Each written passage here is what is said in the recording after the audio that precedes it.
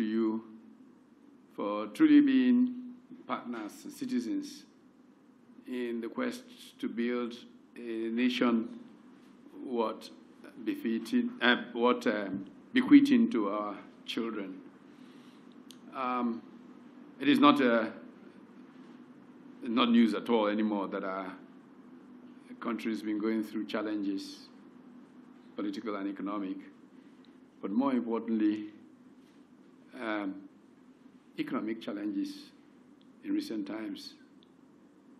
As a group that is committed to providing alternative thinking to Nigerian people on all matters, a number of civil society organizations, social political movements have been in coalition, fueled primarily or significantly by the NCF, has been developing strategies for how to better engage in Nigerian people on what needs to be done to keep our country running. As we all know, in recent times, our country has been spending an enormous amount of money importing two things that it should be exporting. Amongst them, or principally, food and petroleum products. These constitute the heart of our import bill. At this time, it has been even further complicated by the situation in the ports, which came originally out of the supply chain crisis that COVID generated, but has been compounded by the problems of coordination, so that the average importer in our country is in deep crisis. In fact, shipping companies are refusing to ship things to Nigeria because the delays and the problems are such that people who import things from places like China are seeing extraordinary inflation being passed into the Nigerian economy. First of all, there's a global inflation that is rising, and then you compound it with the challenges and bottlenecks in our system, and costs have gone dramatically up. Now, with insecurity preventing people from going to the farms, food inflation is going, and poor people, ordinary people are suffering. We cannot in good conscience continue to look away. Poor people are hungry, they're suffering, and the essence of public life is compassion. And we feel compassion for the people of Nigeria during these very difficult economic times. So among the things that we have done as NCF is to put together teams that will shadow government. Teams on the economy, on agriculture specifically, on education, on health, on infrastructure. And part of this, the work that these teams are to do, have started. And this is what has raised the alarm I want to set the country out on. The economic team met last week, considered the most critical challenges facing the Nigerian economy, and then engaged in a survey of businessmen and manufacturers who were frightened enough by the structural issues in the economy, the things we were not doing right. But it's now been compounded by the feedback from business people, manufacturers particularly, who say there is a free-for-all, that they are now just victims of politicians and public servants who are like, the world will end in 2023. Let's get everything we can get now. So institutional corruption has added to the burden of inflation, and businessmen are very worried about that. Further make things worse, with this burden of inflation, institutional corruption, and all of that, we have a situation where there is lack of clarity about what direction we are traveling, holding back investments, even from Nigerians. Then layer on top of this the fact that lots of powerful people who have access to public resources in this condition of state capture have basically been mopping up dollars everywhere to keep for election campaigns. And so the economy is dry. There isn't money in circulation. And ordinary people are suffering. We want to appeal to the sense of humanity in these powerful people who are hoarding dollars to use for elections, to please not wait until the people they want to preside over are dead. We need to get this economy working. It is not working right now. And this is the core of the message that we want to put across. But we then want to also talk about some of the basic issues that are a challenge in the economy, which we have in the economic team of an alternative platform been developing and looking for ways to showcase the options. One of the things that we've discussed is funding of budgets. We know that the budgets are suffering from the fact that there isn't enough revenue. One of the things that people are doing is dramatically trying to increase revenues by taxing anybody and anything that is taxable.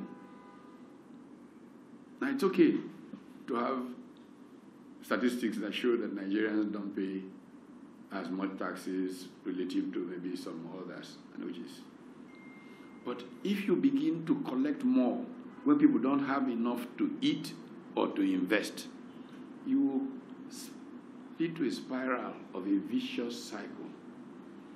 What we need to do now is stimulate production so that when people produce and people are employed, we can then tax them. But to tax the dying, to tax the not producing, is to start a spiral downspin for the economy. It's important to pay attention to this, and that there are alternative ways that we can raise resources for stimulating production in our economy. One of the things that we talked about is the concept and the idea of the prosperity paradox. And the prosperity paradox basically looks at the fact that, we want to build infrastructure. What drives infrastructure is creating markets through innovations. There was no infrastructure when the GSM companies came. But having committed to the fact that they can build markets in Nigeria, they began to put up masts. They began to, unfortunately, invest in diesel companies, literally, to supply generators to their sites. And gradually, infrastructure is developing. That what we should do as a country is stimulate innovation and production, and that those will drive infrastructure. I have spent time traveling across Australia, east, west, north, south, got guests of Australian government, guests of private enterprises, and I can tell you that a great deal of the infrastructure in Australia was originally built by private companies who were trying to open up the mines Today they have become railroads that everybody uses to travel. You could even say the same thing for parts of the United States of America. I mean, I once traveled from Miami all the way down to Key West, the point that's 90 miles from Cuba, Havana. And it's just a long archipelago of broken islands.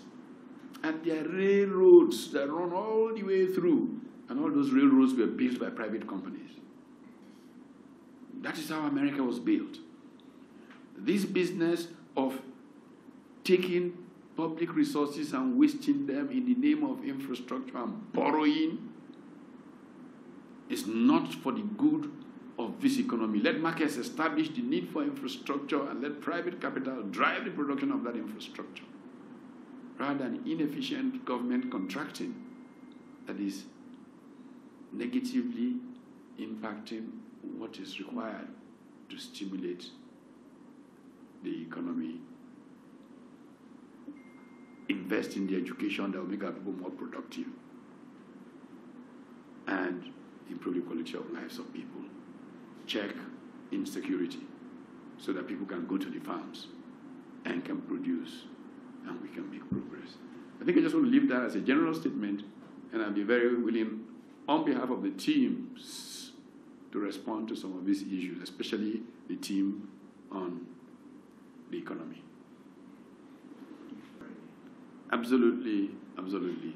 We are not in the business of apportioning blame. This is not a blame time. The question is, how can we collectively as a people prevent our country from going down a slippery slope? And one of the first things that we need to do is to say we need to develop an asset register for our country. All the infrastructure that can be used more profitably. How can we build an asset register that takes all these prison yards that are in the middle of towns that are really of no use where they are? We know the value of that part of town that are located in Ikoyi prison in Lagos, army barracks that are places where they should not be. And these are the assets. There's capital around the world. One of the great truths of our time, sadly because the distribution is poor, is that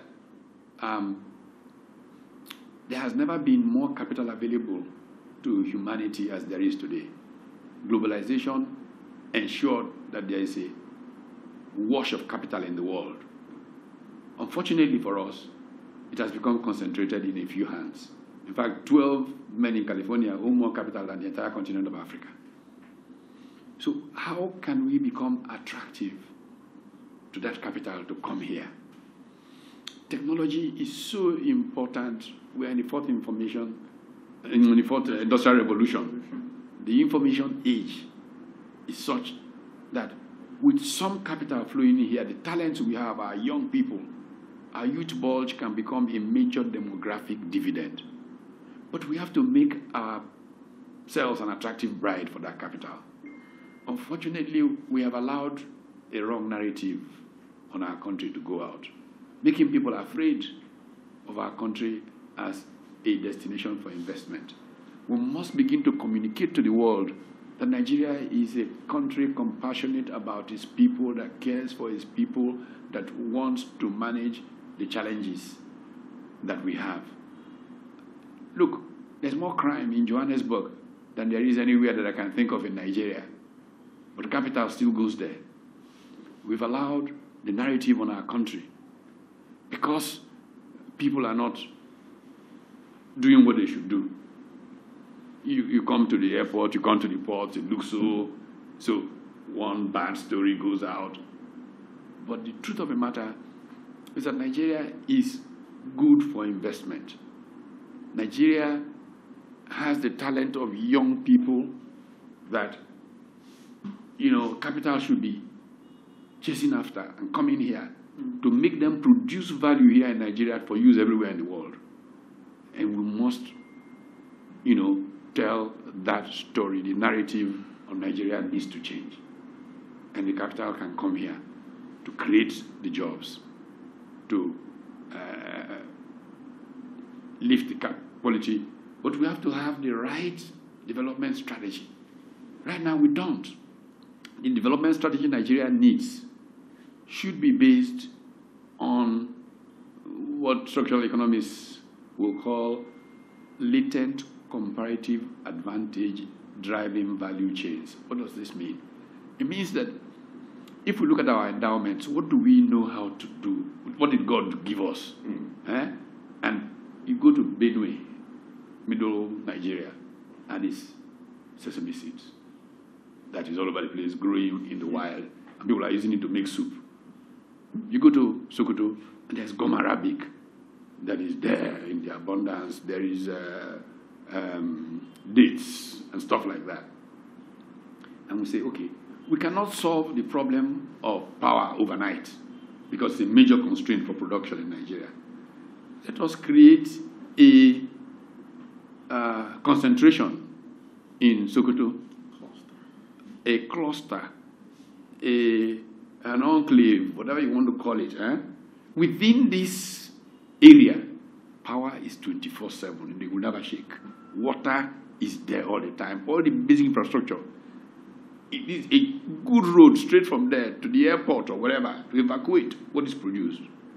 So we're not trying to solve the problems of everybody in Sokoto, but that particular area, there is not going to be any lack. Security, you know that that area there will be no insecurity problem. And advertise this thing, get Nigerians to come in and they bring their foreign partners, get the diaspora engaged. We do the same thing. Education. The educational system in Benue will be specific to those endowments. So by the time you're in SS1, SS2, you know enough to be able to run a small company, harvesting, processing sesame seeds. And our education will therefore be geared to those means of production based on the particular areas. And we can open up this economy. We're just not making the effort. And our people are starving. We have the talent to do it. So it's a matter of passion and commitment to serving people. Okay? I'm not saying that the poor or anybody at all should not pay tax. I'm saying there's a time to tax, and there's a time to even give those who pay tax money. Yeah. If you tax them now, there'll be no money to invest. They can't even eat. So you just kill them. If at this time, look at what other countries did around the world. Canada. During the COVID lockdown, economies took the monies that were in government vaults and put in the hands of private individuals so they could produce. Unfortunately, we didn't quite do that here. So, and we didn't bring down government spending. Costs. In this kind of time, we should trim costs. No government official should be running around in all these huge motorcades. I give you the example of General Obasanjo during the economic downturn of when he was head of state. His mantra was we should cut our coats according to our cloth, not according to our size.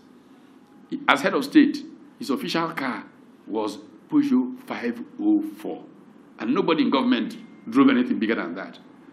How can we show example to people that we're going through difficult times? People are starving, and a minister passes and 10 cars drive past.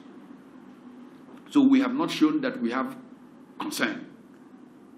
And signaling is very important.